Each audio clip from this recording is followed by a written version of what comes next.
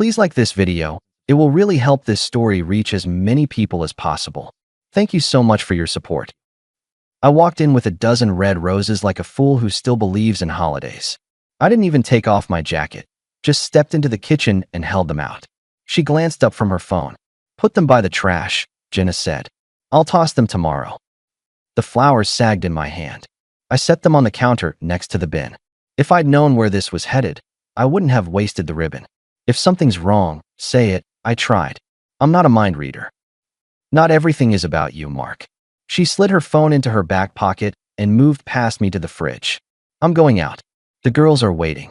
Again. Don't start. You don't own my evenings. She brushed past, perfume strong, and the front door clicked shut. The roses leaned into the trash, like they were ready to jump. If I'd known what she was building behind my back, I would have stopped trying to fix a house that was already empty. The next evening, I beat her home and cooked a basic dinner. Chicken, salad, nothing fancy. When she came in, the plate sat where her chair used to feel like home. She shrugged her purse off like she was in a hotel lobby. We need 5 minutes, I said. No speeches. Just where are we? Where are we? She dropped into her seat, didn't touch the fork. We're two people with different needs. What are yours? To not be managed. Her eyes flicked toward the table. Is that supposed to make us okay? Chicken. It's supposed to make us eat, I said. You've been distant for weeks. Distant? She snorted. Because I don't want to watch you fold laundry on a Friday night. Because you barely make eye contact. Maybe I'm tired of being interviewed after work. Maybe I want friends. Maybe you could try not being heavy. I kept my voice even. I don't care about your happy hour. I care about respect. She checked her phone. Maya and Tasha are at the bar down the street. I'm going. I slid my chair back slow. I'm done being your ride. I'm not waiting up. And I'm not rearranging my Saturday to chase your hangover. From now on, my weekend mornings are mine. Gym at 7. Hardware store after. If you want to join me for breakfast, it's 9 sharp or not at all. Her mouth parted. Are you serious? I'm serious. I wiped my hands on a towel. And we're pausing our Sunday couples brunches. One-on-one only for a while. If we can't talk, we don't need an audience. She laughed without humor. Control dressed up as concern. Classic. Call it a boundary, I said. I'm not doing these weird Cold Wars in front of people. She stood, grabbed her purse. You can set all the rules you want. I'm not your intern. Then don't act like one who hates her project, I said, and she pushed out the door. I rinsed my plate. Her phone buzzed where she'd left it on the table. A preview flashed. Group chat. Maya, did you get the papers started? Tasha, time's ticking, girl. My hand hovered, but I didn't touch it. I wasn't going to be that guy. I turned the screen face down and finished the dishes. The next morning, she was sunshine for exactly 3 minutes. Coffee. She handed me a mug and kissed my cheek like a politician. I was harsh yesterday. Sorry. Work stress. Thanks, I said. You know I appreciate you. She angled for eye contact. Let's try not to be weird. I sipped. I'm fine with not being weird. Good. She took the mug back. Can I have your card? I want to book a spa day. It'll help. Joint expenses only, I said. I moved our fun money to 2 separate accounts this morning.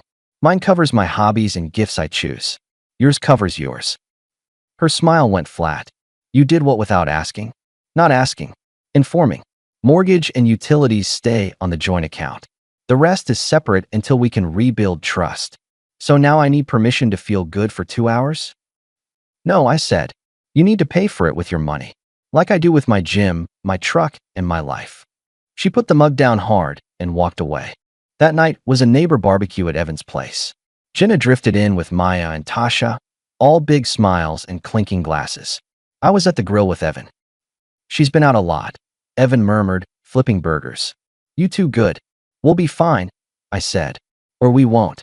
Jenna wandered over, eyebrows up. Hey, chef, try not to burn it this time. Last time you ate 3, I said. Tasha smirked. She was being polite. Polite is new, I said. I must have missed the memo. Maya nudged Jenna. So, did you tell him about your big decision? Jenna shot her a tiny look. Not tonight. Tell me what? I asked. Relax, Jenna said lightly. Girl talk. I set the tongs down. You make jokes about me. You do it where I can answer. Answer what? You're sensitive about meat now. She laughed, loud enough for a couple of neighbors to glance over. Respect, I said. Same word as at home. Evan cleared his throat. Food's ready, he announced. Everyone moved. Jenna rolled her eyes and floated back to her crew. Under the string lights, she leaned into every story that made me look small. My missed call became me being needy. My Saturday gym became midlife crisis. She stacked it with timing that said this was rehearsed. When she circled back for a plate, I stood. I'm not a prop, I told her low. Cut it out. Or what? You'll schedule my laughter too? No, I said. I'll leave. I'll leave any room where I'm being chipped at. You can explain why. She stared like she was trying to decide if I was bluffing. Then she shook her head, smirking, and turned back to her friends. I set down my plastic fork and nodded at Evan. Thanks for hosting. I'm heading out. He squeezed my shoulder. You do what you need. As I walked away, I heard Maya murmur, You're pushing too fast. And Jenna answer, He's slow. At home, I moved the rest of my cash out of the joint account and into my separate one. Mortgage stayed funded. Everything else, no. I printed a simple budget sheet and taped it inside the pantry door, shared essentials on the left, personal on the right. Not a courtroom, just a ledger. Late that night, the front door opened too loud. I didn't look up from the book. She ghosted down the hall without a word. The following afternoon, I swung by the house between meetings to grab a file I'd forgotten. Her car was in the driveway. Inside was quiet until it wasn't. I paused in the hallway. Her voice drifted from the bedroom, strained low and excited. A little longer, and I'll take everything from him, she said. It'll be so fun to watch his desperation. My hand found my phone. The recording app opened like it had been waiting. The attorney said, Jenna went on, first get all his assets in my name. Scare him with divorce. Yes, yes. Will you help me? I recorded that part. My ears rang anyway. I leaned on the doorframe and stared at my work boots like they belonged to someone else. The laughter on the line wasn't hers. It had a sharper edge, someone enjoying a show. I walked in like I hadn't heard a thing. Didn't think you'd be home. She didn't drop the call. She didn't even change her tone. She just smiled like a cat. Busy day, she said. You want pasta tonight or should I order something? I set my file folder on the dresser and watched her. Into the phone, she said, I'll handle it. Timing matters, then hung up slowly. Who was that? I asked. Insurance, she said. Updating beneficiaries takes forever. Good, I said. Maybe they'll take as long as your patience. She chuckled and slid past me. I walked to the garage and sat on the step until my pulse stopped pounding. Then I played the recording twice in the quiet. The words didn't change. The tone didn't soften. No context twisted it into a joke. I sent the file to my laptop, saved it with the date, and drove back to work with a simple plan forming. I wasn't giving her a target to stab at. I was giving her a clean exit and my respect back. The next morning, I booked an appointment with a local attorney. He looked like he could lift a refrigerator, and his name was Daniel. His office smelled like legal pads and coffee. What are you trying to do? He asked. No small talk. End it without drama, I said, and put my phone on the table. I also want to keep what's mine. There's a recording you should hear. He listened, face neutral, then played the last 20 seconds again. You're calm, he said. That's rare. I'm not calm, I said. I'm contained. He nodded. Here's the plan. You keep acting normal. You don't tip your hand. I'll prepare the papers. When she tries to spring her move, you answer with this. He tapped the folder he'd started. Hold your line. No mud. No speeches. I moved our discretionary money to separate accounts, I told him. Mortgage and bills funded. The rest is off the table. Good, he said. Don't starve the house. Judges hate that. Keep everything ordinary to the extent possible. Document, but don't provoke. And send me that recording. I dropped it into his inbox. He listened one more time, leaned back. That clip, Daniel said, kills any claim that you're coercing or hiding. Keep your cool, and you're fine. Fine enough that she ends up with nothing? I asked, and he didn't blink. Fine enough that her strategy collapses. Don't get petty. Don't get theatrical. Get clear. Back home, I cooked dinner and asked about her day. She looked at me the way a cat watches a bug. You're in a good mood, she said. Maybe I remembered I like myself, I said. Her smile thinned. Maya says you moved money. Separate fund budgets, I said. House is paid. You want a manicure? Use your account like I use mine. Let me pause the story for just a second. If you're still listening, Please hit the like button on this video. It really helps YouTube show this story to more people. Thank you so much for the support. Now let's get back to the story. She laughed. You think you can starve me off? Nobody's starving, I said. I just stopped paying for jokes about me. 2 days later, she pivoted. She made breakfast unasked, left a sticky note on the coffee machine. Sorry for being edgy. Dinner tonight? Just us. I almost believed it. I even ironed a shirt. At the restaurant, she took my hand between hers. I don't want to fight, she said. I want us back. I watched her. Us back means you stop using me as a punchline. I know, she said. I was mean. I'm sorry. The words sounded new in her mouth. She brushed a crumb off my sleeve. Come meet the girls after? Quick drink. Show them we're good. I waited. 1 drink, I said. Then home. At the bar, the girls were sugared knives. Maya hugged me too long. Tasha squeezed my arm like she was measuring me for a box. So, Maya sang. We were telling Jenna she should feel safe. Like legally safe. Tasha nodded. It's standard now. You love her, right? Put the house in both names. She's so anxious. Is she? I said. Jenna smiled like a hostess. We can talk later. I prefer now, I said. Why are your friends involved in our deed? Maya laughed. Because Jenna's been scared. You run the accounts. You could, like, change locks. Locks are cheap, I said. Respect is expensive. I stood. 1 drink, then home. That's what I said. On the walk to the truck, Jenna linked her arm through mine with exaggerated sweetness. Don't make this hard, she whispered. You'll make me think you have something to hide. I have nothing to hide, I said, which is why I'm not signing things under pressure. Pressure? She feigned surprise. I thought we were a team. Teams don't hold ambush meetings, I said. She dropped my arm and stared out at the parking lot lights. I'm tired, she said. Let's go home. I drove in silence. She watched me like she was trying to find the zipper in my skin. The next morning, Daniel called. Papers are ready, he said. You want to serve them, or you want me to handle it? I'll do it, I said.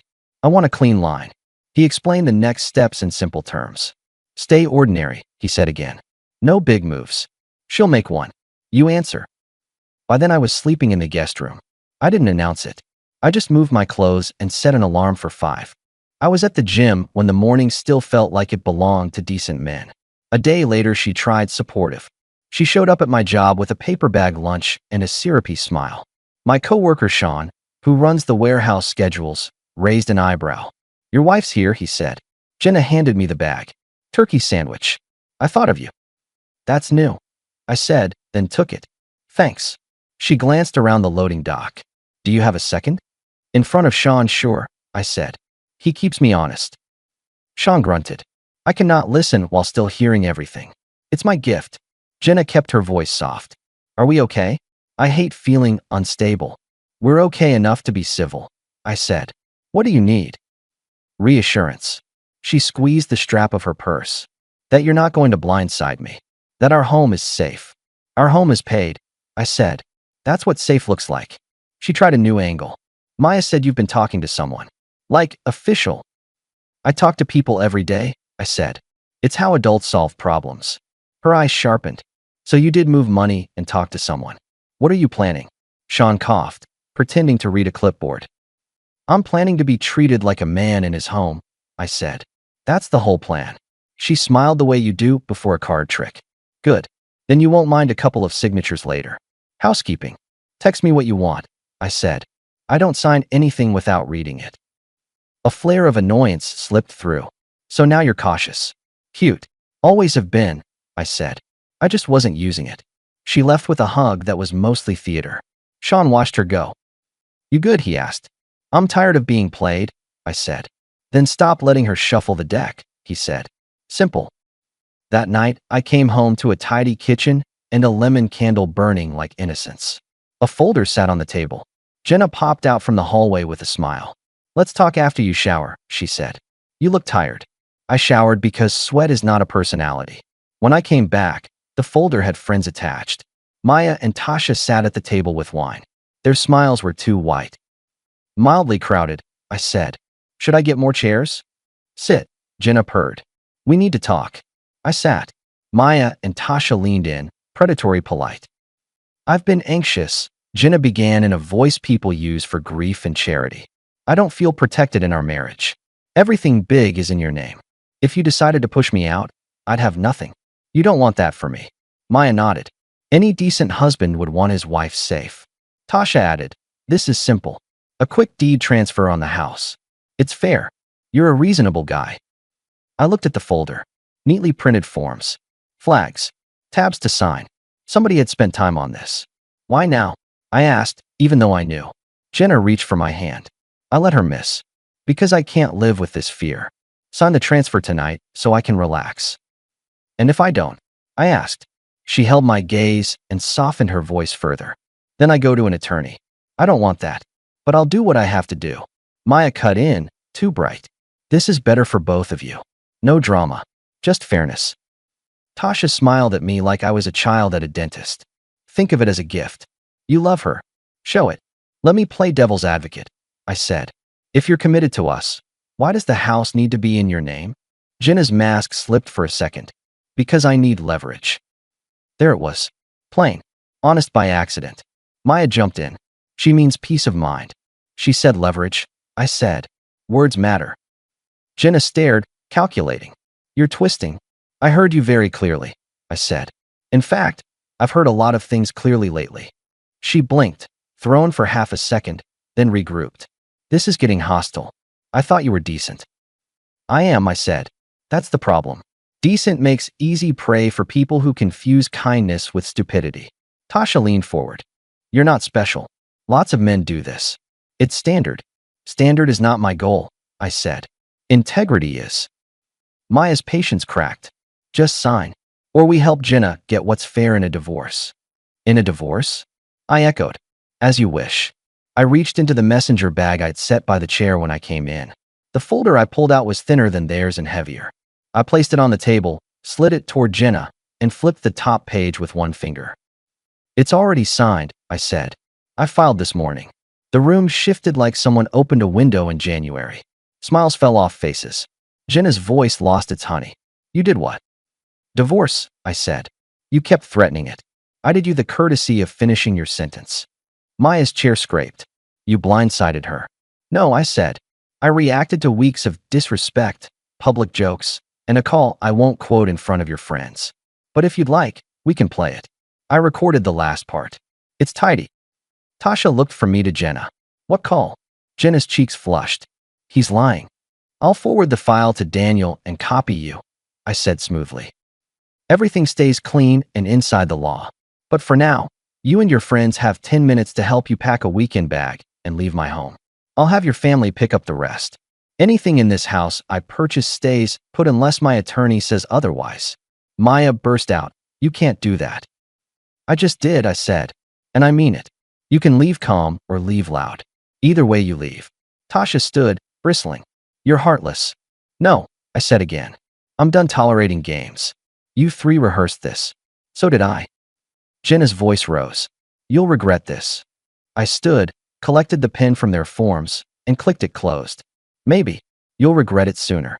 She lunged for the papers I'd brought. I put a palm down gently. Do not tear those, I said. That's destruction of property. Not a smart move today. Fine, she hissed. You want me gone? I'll go. But you won't like life without me. Life without contempt. I picked up the folder and walked to the doorway, holding it against my side. I'll risk it. The three of them retreated to the bedroom. Drawers opened and shut. Zippers hissed. I stood in the hall and watched the clock. 10 minutes to the second, I opened the front door. Time, I said. Jenna's things will be boxed and inventoried through a third party. There's no reason for you to come back. She stopped in the doorway, eyes wide with fury and panic. You can't throw me out of my own home. It's my home, I said, quiet. That's what this talk was about, remember? Leverage. You don't have it. She pointed a trembling finger at me. I will ruin you. You already tried, I said. It didn't take. Maya dragged her toward the porch. Tasha followed with a bag. I closed the door when they hit the walkway. The house exhaled. I made a sandwich at the counter where the roses had died and sat on the stool feeling something that wasn't triumph. More like quiet after a siren. My phone lit up for an hour with calls from numbers I knew and didn't. I put it face down and ate. The next week was silence. Not complete, There were noises at the edge. A message from an unknown number asking for a meeting. A text from her cousin asking what happened. A knock one evening that I ignored. Daniel filed what needed to be filed. He told me to keep living like a man who expects to be checked for mistakes. 7 days in, Jenna waited outside my workplace, leaning on the hood of her friend's car like a postcard. She ran to me when I got out, tears immediate. "Please," she said, reaching for me. "I love you. I made a stupid mistake. I listened to bad advice. I was scared. Don't do this. We can fix it." I set my lunchbox on the roof, looked at her, then at the little knot of guys by the loading door pretending not to watch. "You don't love me," I said calm. "You love a plan." Her breath hitched. "I swear." "You swear a lot," I said. "It never turns into actions." "I'll be better," she pleaded. "I'll do counseling. I'll cut them off. No." She clutched at my sleeve. "I can't live without you." "You'll have to try." She blinked, then crumpled into something uglier. "You're cruel. You think you're strong. You'll end up alone." "Being alone is not the worst thing that can happen to a man," I said. "Losing himself is." She fired one last volley of names and promises. I opened the building door and stepped through, letting it close on the noise. Inside, Sean whistled low. "That line," he said. "You'll have to try. That's one for the wallet." "Not trying to win," I said. "Just trying to stop losing." The divorce was clean because I kept it clean. The recording did what Daniel said it would do. Paper spoke louder than tears. She didn't get the house. She didn't get my accounts. She didn't get a key. The items I'd bought for her, clothes, bags, all the trinkets she'd wanted when we were good and I was blind. I boxed them and took them to a local shelter. A volunteer asked if I needed a receipt. I told her no. I needed space. I changed the locks after the final order came through. I painted the hall because I could. I bought a used motorcycle and a better toolbox because nothing fixes a mind like taking something apart with your hands. My Saturdays looked like me again. Gym at 7, decent pancakes at 9, and a trip to the shop where they know your name without asking you to explain yourself. I didn't broadcast any of it. People notice when you stop explaining. 2 months later, I met Lauren at a friend's cookout. She's a physician assistant with a laugh that doesn't ask permission. We took it slow because that's what grown men do after lessons. We built something steady, a backyard fire on a Friday, a long drive out past the river on Sunday, dinners where nobody keeps score. She knows the story. She respects the boundary where stories end and fresh starts begin. As for Jenna, I didn't see her again. Word travels through people with time to kill. She hopped couches. She tried to open a line through a cousin and got a quiet no from me. She posted a few things online that made her look powerful to people who don't read carefully. Then she disappeared into the background hum, like any noise you stop feeding. Sometimes I think about the roses by the trash. It's funny what sticks. Not the legalities. Not even the recording. The moment a person tells you where you sit in their house. Right by the bin. Penny to throw away. So I did the adult thing. I took myself out of the trash corner and put myself back at the table. I set rules I should have set at the start. I didn't raise my voice. I didn't throw anything. I didn't ask her to understand me. I asked her to leave. And when the door closed, the silence felt like respect. I got my life back. House quiet. Bank stable. A woman who looks me in the eye and doesn't test fences. Friends who come over to fix a fence instead of test one. Work that pays because I show up on time and get it done. A truck that starts. A dog from the shelter that thinks I hung the moon since I hung his leash by the back door. What she kept from me, in the end, was exactly nothing. What I kept from her was my dignity. That's not leverage. That's the whole game. If someone asked me what I learned, I'd say it in one line. Kind isn't weak, but it can be blind. When kindness meets contempt, you don't argue. You close your hand around the pen, you sign the right papers, and you walk away like a man. That's it. That's all. And if you ever bring home roses in here, put them by the trash, don't argue. Listen. The sentence is already the plan. Our story has come to an end. If you've made it this far, how about subscribing to our channel? It helps us immensely. I've selected 2 other videos for you that I'm sure you'll enjoy. Feel free to click on them. I'll be waiting for you in the next story. See you soon.